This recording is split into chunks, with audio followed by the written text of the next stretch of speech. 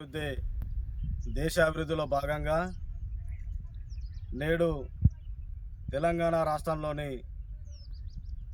ఆదిలాబాద్ జిల్లా బోరజ్ మండలంలోని సిరిసాన గ్రామంలో ఎన్ఆర్ఈజీఎస్ నిధుల ద్వారా 8 లక్షల నిధులతో ఆనాడు ఎంపీ ఎలక్షన్లో భాగంగా మా గ్రామానికి విచ్చేసినటువంటి ప్రియతమ నాయకుడు కంది శ్రీనివాసరెడ్డి గారు ప్రచారానికి విచ్చేస్తే మా గ్రామస్తులు ఒకటే కోరడం జరిగింది. సార్, మాకు ఇట్లాంటి బైపాస్ రోడ్ రకంగా ఒక రోడ్డు వేయాలని, ఇది పురాతనం నుంచి ఈ రోడ్డు నడుస్తుంటే ఇక్కడ ఇది బంద్ అయిపోయింది, తప్పకుండా దీన్ని మళ్ళీ పునరుద్ధరించాలని కోరడం జరిగింది. వారి కోరిక మేరకు ఎన్ఆర్ఈజీఎస్ నుండి 8 లక్షలు వారి సహకారంతో మా గ్రామానికి వెచ్చించి వారి నాయకత్వాన మాతోటి ఈ పనులు పూర్తి చేయించడం జరిగింది.